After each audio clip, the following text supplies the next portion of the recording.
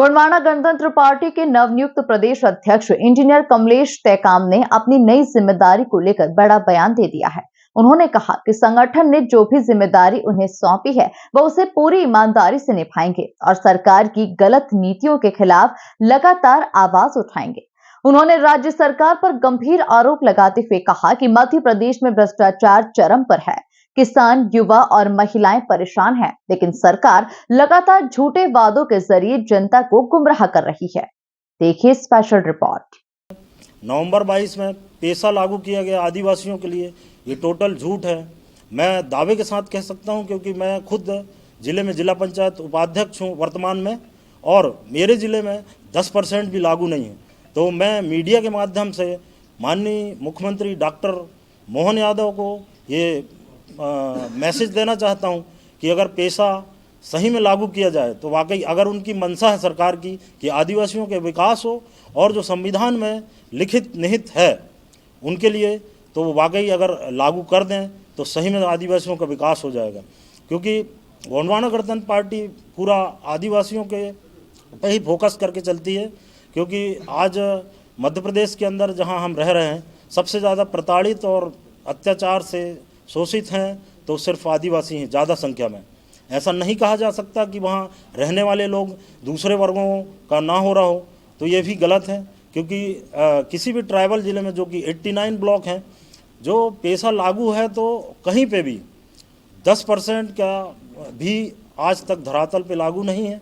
जैसे पलायन का देखा जाए तो पूरे प्रदेश से लोग लाखों की संख्या में पलायन कर रहे हैं। जैसे कि अभी हाल ही में इन्वेस्टर्स मीट हुआ, मैं कहता हूं कि जो भी प्लान बनाया, जैसे वर्णमाल जी जो प्रशासनिक अधिकारी हैं, वो बैठे बैठे अगर दिल्ली और भोपाल से प्लान बना रहे हो कि आदिवासियों का विकास हो, तो ये बिल्कुल संभव नहीं है। क्योंकि जल जंगल ज़मीन की हमारी लड़ाई है मेन, क्योंकि सारे ट्राइबल वहीं बसते हैं। और मध्य प्रदेश का जो 40% वन इन्होंने निजीकरण करने की कोशिश की है, तो इसका भरसक हम विरोध करेंगे। और गांव-गांव तक लाखों की संख्या में हमें ज़रूरत पड़ी तो विधानसभा घेराव तक की स्थिति आएगी तो हम पीछे नहीं हटेंगे।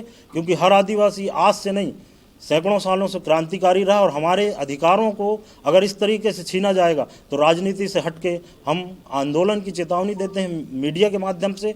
और हमारे नेतृत्व में गोंडवाना गणतंत्र पार्टी के साथ साथ सभी संगठन मिलके ये आंदोलन को स्वरूप देंगे और सरकार से अधिकारों को छीन के रहेंगे। जो माननीय मंत्री महोदय हैं, मैं उनकी भरसक निंदा करता हूं और सोशल मीडिया के माध्यम से भी मैंने निंदा की है। क्योंकि उन्होंने जैसे बोला कि कोई भी व्यक्ति आता है, गरीब आता है, हमारे पास माला पहनाता है और नीचे से कागज का टुकड़ा देता है कि हमारा ये काम कर देना। तो प्रहलाद पटेल तो पहले तो अपने बाप का पैसा नहीं दे रहे हैं। 1,80,000 करोड़ रुपए का कलेक्शन होता है GST का, उसके माध्यम से चाहे वो नल जल योजना हो, चाहे वो सड़क योजना हो, चाहे वो पुलिया निर्माण हो, इसी के लिए लोग जाते हैं। लोग उनसे ये नहीं जाते कि हमें कैश पैसा हमें दे दीजिए।